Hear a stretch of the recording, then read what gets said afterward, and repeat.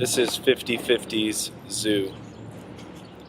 I was inside someone named Bob, his lair all but the inner world his own.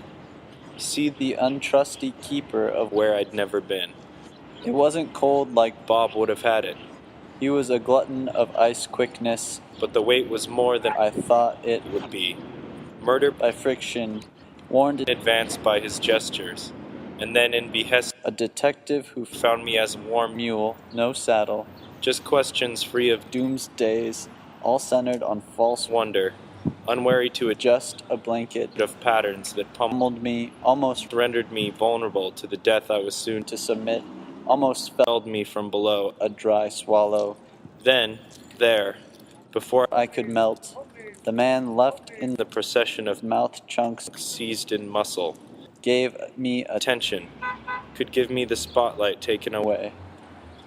The bird in my Throat, constricted by what I had guessed to be envy, was really ivy, was really hives. No, it was really a habit, unjust, done.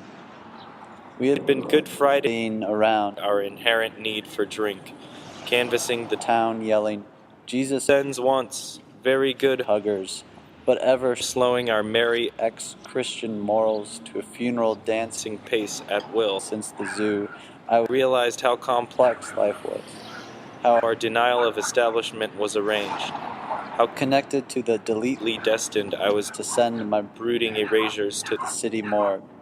R.I.P. love. I want to junk the masses, and dither back to the cage. A list of scenes, The code of sense. the tags of which, all questions, all coming. Can you hear a Penguin pen? The poplar trees reaching maximum stretch. The plop of music from photographs of their arms sanctuary for the sun bear. The honey of termite mash. Wait, is this even sensible? Yes, we were listing questions. It's still a question? These eggs occupying core real estate, my intestines fluking for the sun hole, and all I can do is fit into twisted reins with head felt colonized by the sick of an unpaid, fluent in shit spewer, never escaping this weight, always in internship that's becoming parasite that had somehow fueled my descent indecently discovered by some translation to academics, beaten its way in from a loving child like adoration of pipe cleaners and test tubes, Bunsen burner smoke and teacherhood. Long before I remembered, I forgot at onset the toils of pain for sincerity, dumb prostitution of indebtedness. Never got to clean my conscious of this bill. They keep callously feeding my mailboxes with pulpy filling, like I've never carried weight and toll of action. When will it end?